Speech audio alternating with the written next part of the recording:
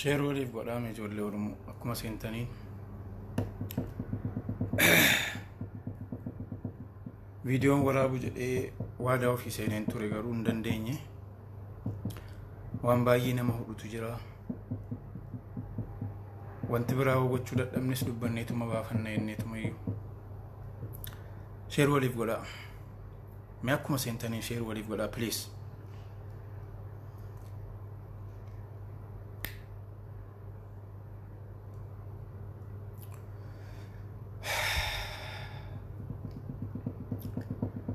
Kobborta ormi namaa baatu yoo abbaan ofii baadhate malee roorroo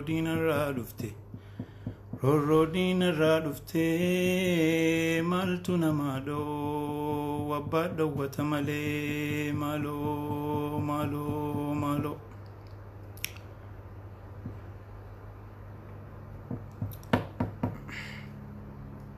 Warri seentan sher woliif godhaa please.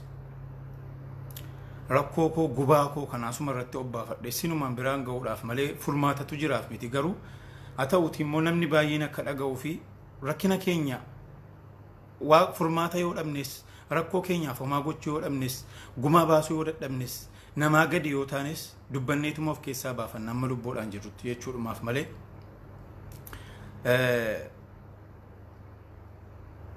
waatu dhufaaf miti, furmaatatu jiraaf miti. furmaata kan qabu rabbi dhugaa nu haa dubbisu. namni hundiyyuu waan baay'ee haasa'a. abdii rabbuma irra kaa'achuudha kan rabbiitu caala.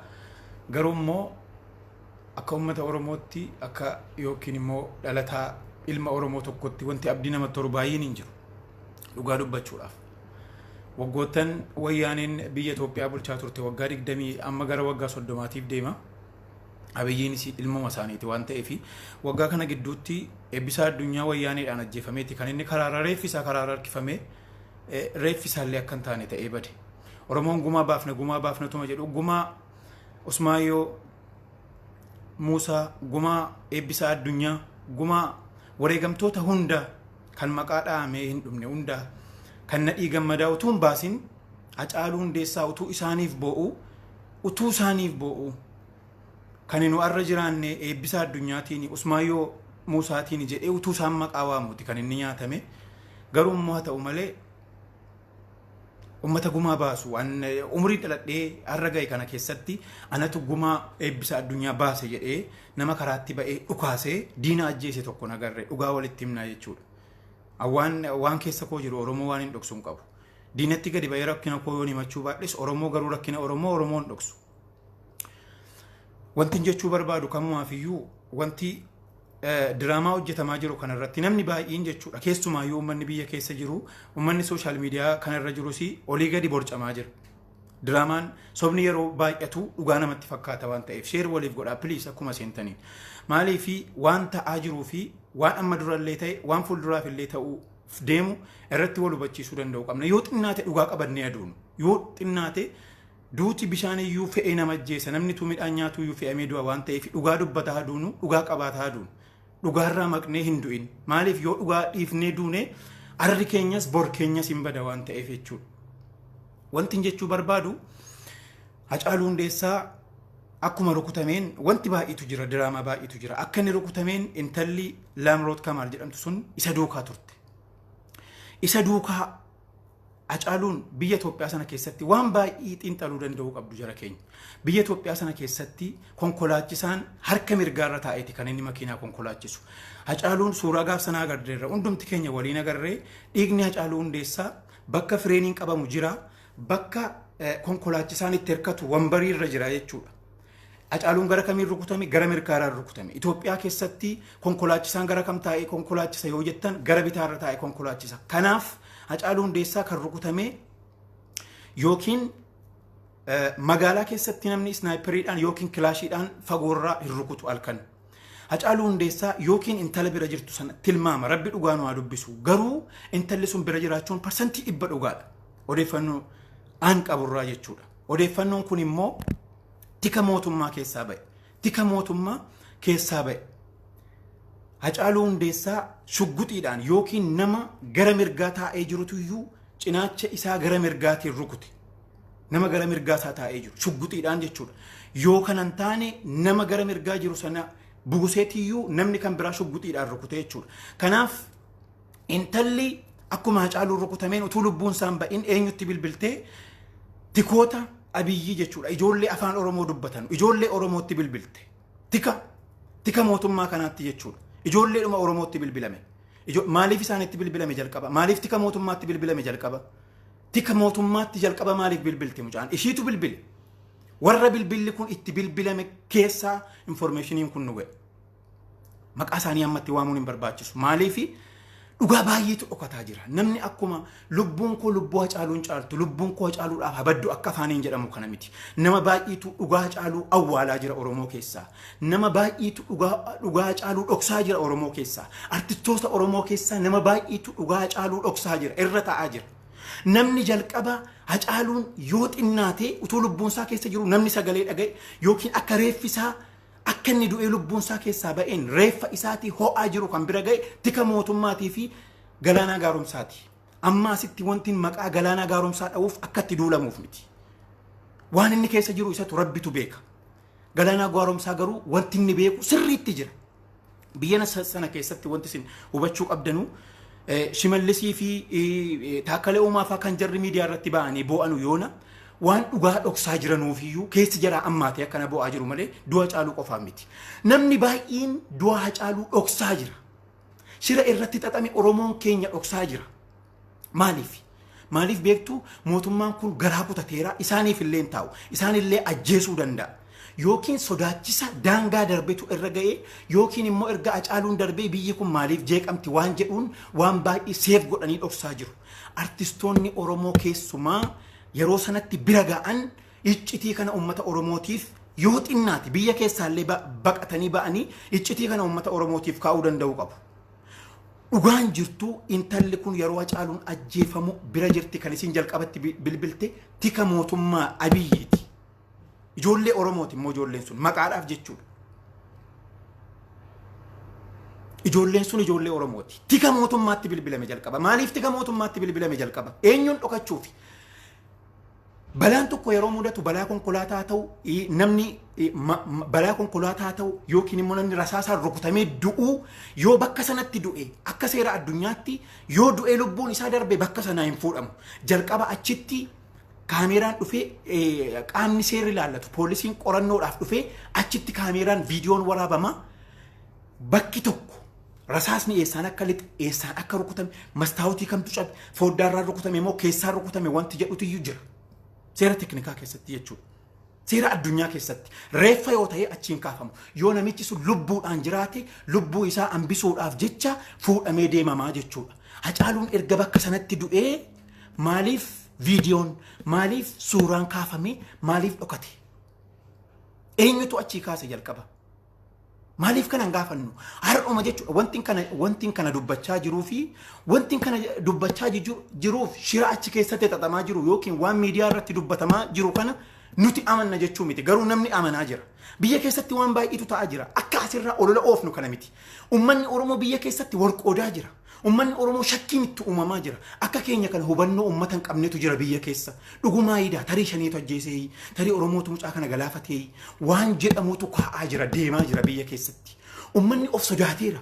Uummanni ripheera. Uummanni du'a jibbeera. Du'a sodaateera. Kanaaf dhugaa kana uummanni Oromoo communitiin Oromoo biyya addunyaa hunda keessa jiru jala deemee dhugaa mucaa kanaa barbaaduu qaba. Har'a eenyuun iyyuu caala. Eenyu anaaf si caala warra lubbuudhaan jiru caala. Oromoon yoo dhugaa qabaate dhugaa isaa falmatee haa argatu. Garuu dhugaan Hacaaluu Hundeessaa nama hedduudhaan haguugamaa jira. Maaliif? Yookiin biyyi kun akkasiin akka biyya taatee itti fuftuuf jecha biyya kana seef gochuudhaaf jecha dhugaan mucaa kanaa dhokataa jira. Yookiin immoo sodaachisa mootummaatiin. Mootummaan nama baay'ee sodaachisaa jira. Warra aangoorra jiru mataa isaanii Taakkalee Uumaafaa Shimallis warra akkana borcaman kana mootummaan taa'i gadi kai jedhee waan barbaade gochisiisaa jira jechuudha mootummaan Abiyyi. Kanaaf dhugaan mucaa kanaa awwaalamaa jira.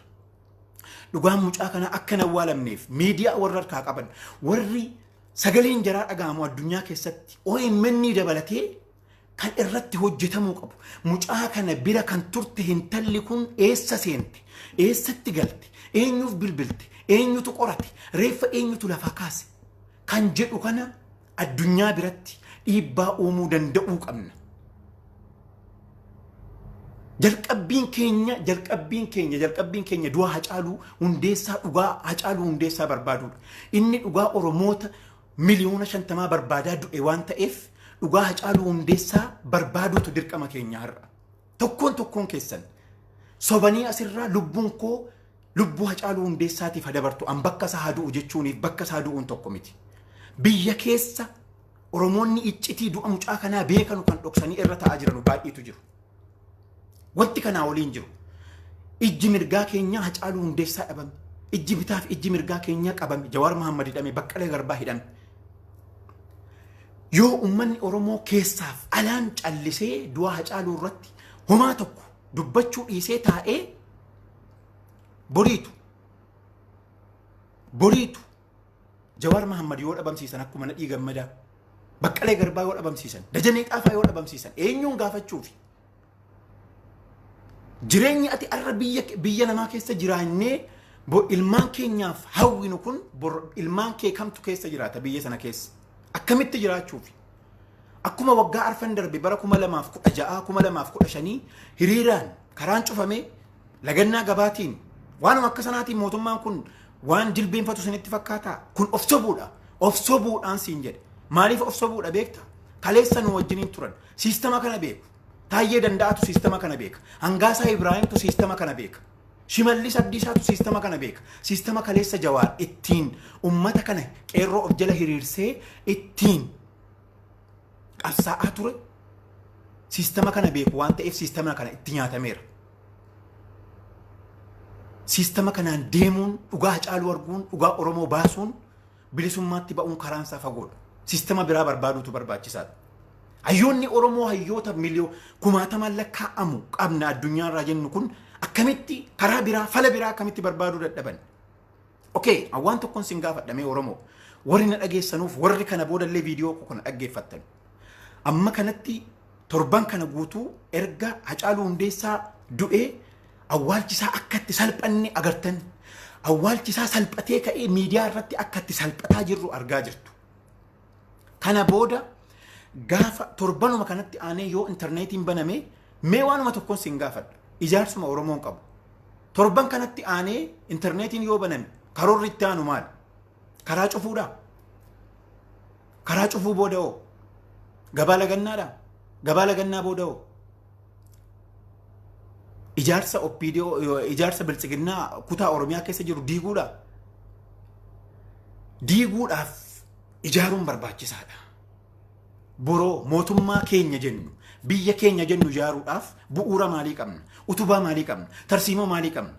Istiraateejii kamiin qabsaa'aa jirra? Maalitti deemaa jirra? Waanuma harkaanu qabu kana balbal jedhaa jirra moo bor maal gochuudhaaf deemaa jirra? Boruma iftaan duuba guyyaa 5 duuba torban dhufu booda maal gochuudhaaf deemaa jirra? Tokko Jawaar Mohammediif Baqqalee Garbaa hidhamtoonni Abdii Raggaasaa hidhamtoonni hundi yoo ba'an maaltu itti fufa? Karoorri keenya sana booda jiru maali? Tokkummaan keenya haga sanatti jabaatee deemaa jira. Yoo isaan ba'uu dhabanoo diyaaspooraan biyya alaarraa hiriira mormii geggeessu kun maal gochuudhaaf deema? Karoorri itti aanoo maali? Ejjennoo maaliitu jira? Maal gochuudhaaf isteeppii kamiin deemaa jirra? Okay, Hacaaluu Hundeessaa dhabneerra. Gumaasaa baafnaa jedhanii afaaniin odeessuun gumaasaa baasuu miti. Ansanitti maal jira? Dhugaa wal dhoksuun hin ta'u. Maaliifi akka itti tuffatamne anis isinis beektu. Nuti tokkummaa dhabuu keenyaan wal nyaachuu keenyaan gumaa eebbisaa addunyaatu utuu hin baafatin kan Usmaayyoo Muusaa utuu hin baafatin kan Jaal Nadhii Gammadaa dhaba Muusaa utuu hin baafatin Hacaaluu Hundeessaa utuu isaaniif gubatu tokkummaan Oromoo dhaba Muusaatiif utuu gubatu ofiifuu dhabame. Hin dhabamne maqaan isaa yoomuu nu keessa jira. Onni goonni akka Hacaaluu Hundeessaa hin jiru lafa kanarra Oromoodhaaf har'atti fuulduratti dhalatee isaa rabbitu uuma waan ta'eef hin beeku. Garuu har'atti goonni akkasaa hin jiru. Goonni akkasaa diina fuuldura dhaabbatee gootota Oromoo keessaa namni biraa wareegamee Hacaaluun irra lubbuudhaan jira utuu ta'ee waan Hacaaluun dubbatuuf waan Hacaaluun godhu tilmaamuu dandeessu hundi keessan.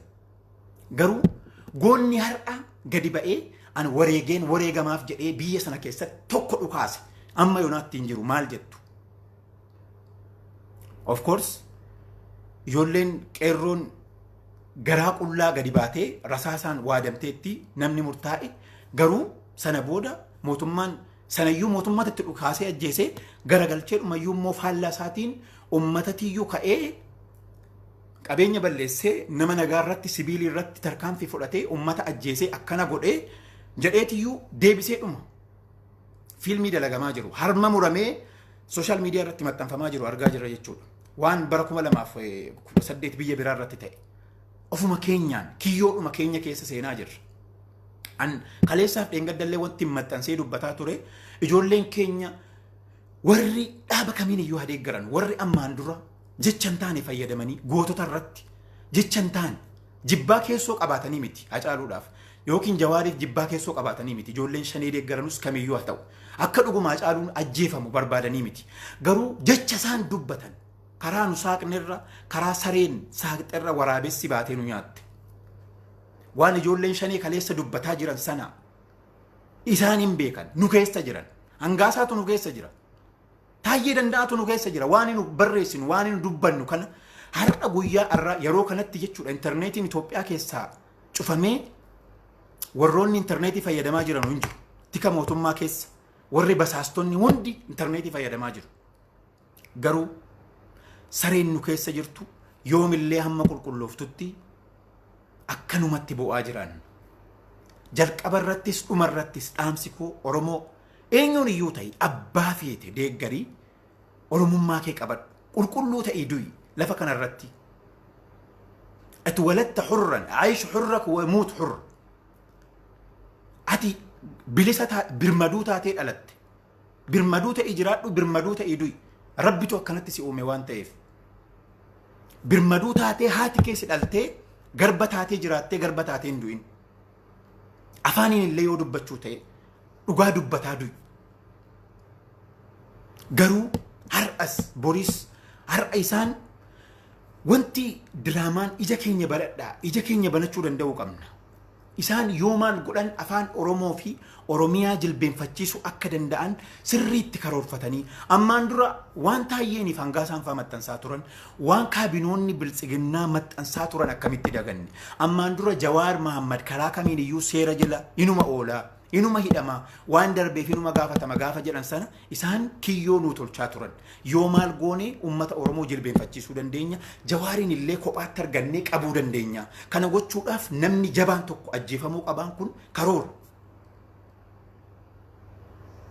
karoora sana booda maaltu ta'e ba'aan didingaay huለት ወፍ isa jarree habashaa jettee mammaaktu sana jechuudha dhagaa tokko darbatanii yeroo tokkichaan ija keenya lamman dhahan jechuudha an abdiin jirra ofitti horuun barbaadu sobuun barbaadu kufaatii keessa jirra kufaatii kana keessaa ba'u kana nu dandeenyu yoo xiiqofne jechuudha bakka jirru hundatti namni taa'ee namni kaleessa woboo hidhatee bosona jiru jaalmarroos haa ta'u abbaa barbaade qeeqaa arrabsaa ture har'a dhiisaa walitti araaramaa yeroo siniin jedhu jaalmarroo qofatu qobaa isaa mormee yookiin lolee bilisa nu baasa jechuu miti namni hundi ganda ofii keessatti nama hidhatu jaalmarroo uumuu danda'u qaba kutaa Oromiyaa 11 hunda keessatti jaalmarroo dhalachuu danda'u qaba isin warri akka caffee raammis warri akka falmataa ibroo maaliif gaara mul'ataa keessatti maaliif namni hin dhalatu jimmaa keessatti namni akka gaara jaalmarroo maaliif hin dhalatu shawaa keessatti amboo keessatti dhiirri keessaa galaafatamee maaliif jaalmarroon kan biraan dhalatu maaliif hin dhalatu bosona keessa miti dhukaasni akkuma Abiyyi Ahmad jedhee dubbate sanatti dhukaasni keenya magaalaa maaliif hin seenu dhukaasni keenya maaliif bosona keessa qofa ta'e eega jiraachuun hiika dhabe eega jiraachuun furmaata dhabe eega jiraachuuf rakkate namni baay'ee biyya sana keessatti nama poolitikaa deeggaru qofa otoo hin taane poolitikaa deeggaruu qofa miti akkaataan deemsaaf ba'iinsiif galiinsi keetiillee siyaasa ta'ee biyya sana keessatti namni gidirfamaa jira xiqqaatee jira uummanni Oromoo xiqqeenya kana keessaa ba'uun kan danda'amu garuu yoo tokkummaan jiraate tokkummaan jiraachuu qofa miti goonni dhalachuu danda'u qaba. Goota didee dhukaasee of duuba qeerroo hiriirsuu danda'utu. Qeerroo arras karaatti ba'i karaa cufi jettee hin ficcisiisin ilmaan hiyyeessaa. Akka inni hidhatu akka inni dhukaasuu baru onneet tori. Maaliyyuu haa ta'u akka dhuunfaatti iyyuu akkuma dhuunfaatiif akka maatii ofiitti namni ofirraa qolachuu danda'u qaba. Maal gochuudhaaf nama biraa eegna? Eenyuun eegname? Okay. Mootummaadhuma abiyya jalatti iyyuu tole jedheen bulaa utuu jedhee iyyuu uummanni kun bulchaan jiranu itti dhiisaan jiranu akka barbaadetti jira gadi ba'ee ol galuu danda'an jiru uummanni kun jiraachuudhaaf furmaata dhabee jira rakkatee jira. Rakkinni xiiqii keessa nama galcha. Xiiqiin immoo kutannoo keessa nama galcha. Kutannoon immoo gootummaa fida. Goota dhalchuu danda'u qaba Oromoon. Goota jiru qofa faarsuu otoo hin taane goota dhalchuu goota burqisiisuu danda'u qaba. Namni hunda keenyaaf karaa mijeessaa nutillee akkatti gallee biyya sanatti karaa kamiin qabsoo kanatti akka makamnu nuufillee hunda keenyaaf karaa mijeessaa. An dhugaa rabbiin dubbadha. Dhugaa rabbiin sinitti hima. Keessa eenyuun iyyuu waan hin jibbuuf eenyuun iyyuu waan hin deeggaruuf miti. Garbummaa garuu akka dhuunfaa kootiitti hin jaalladhu. Xinnummaa koorraa kaasee jechuudha. Garbummaa akka dhuunfaa kootiitti hin jaalladhu. Kanaaf Oromoo wanti sinitti himu ammas irra deebi'ee wanti sinitti dhaammachuu barbaadu dhiiga Hacaaluu Hundeessaa yookiin gantoota isa galaafachiisanii kana Oromoo salphisan kana amma isaan harka isaanii waan harka isaanii argatanitti Oromoon dhugaan argatu. Oromoon immoo dhugaa argatu malee hin bilisoomu. Dhugaa qabna jechuun namni dhugaa namaa kennu hin jiru addunyaa bara kanaa keessatti. Dhugaa qabdu hiixattee fudhatta. Hacaaluu Hundeessaa lubbuun isaa amma keessaa baatutti ta'uu danda'a. Rabbi dhugaa naa dubbisu intala sanatu bira jira. Intalli kun har'a eessa jirti? Eenyuuf akka bilbilte? Tika mootummaa kamiif akka bilbilte? Wanti baay'een ragaan harka keenyarra jira. Garuu ammas kan hin jechuu barbaadu namni asirratti isanii na argitan namni artistoota keenya nama akka Galaanaa Gaaromsaatti siqu maatiis ta'uuf kadhatee jechuudha. Dhugaa kana ummata Oromootiif jecha dhugaa kana akka jarri wanti jarri beekanu jira. Boo'icha jaraa keessa waa baay'eetu jira. Dhugaan dhokachuunis jara boossisaa. Dhugaa kana dubbachuudhaafis waan rakkatan qabaachuu danda'u. An namatti murteessu, namallee hin qeequ, namallee darrabsu. Garuu dhugaan Oromoo ba'uun sii dirqama. Kana gochuudhaaf garuu anis atis qooda qabna. Hundi keenya. Please Oromoo wal jabeessaa bakka jirtanutti soba duukan fiiginaa. Karaa diinni sinii saaku miidiyaa isaanii irratti waan isaan dubbatanii ittiin wal isin nyaachisan karaa tokkummaa keessan diigu karaa isinitti banuudhaaf waan isaan maxxansan jala deemtanii koomentiin godhina screenshot gootanii postiin godhina tokkummaa keessan jabeeffadhaa yoo dandeessan in dandeessan yoo ta'e callisaa afaan qabadhaa ta'a. Namni dhugaa qabu garuu inuma dubbata callisuu hin danda'u. Sobduun immoo lafa kanarratti yoo hin taanellee Rabbi biratti qixaaxa isiinuma argatti jedheen abdadha. Garuu dhugaan Hacaaluu Hundeessaa dhugaaf jiraatee dhugaaf du'e qabsaa'onni Oromoo hundiyyuu nuuf jecha wareegaman mataa keenya ol qabuuf akka anaafati afaan keenya qubee sanaan ammuma sana barannuuf qabsaa'ota hedduutti wareegame. Qubeedhuma har'a nuti daddabsinee katabnu kana jechuudha. Kanaaf wareegama namaa lakkaa'uu qofatu hin taane wareegamaaf of haa qopheessinu siniin jedha. Galatoomaa yeroo gaarii qabaadhaa.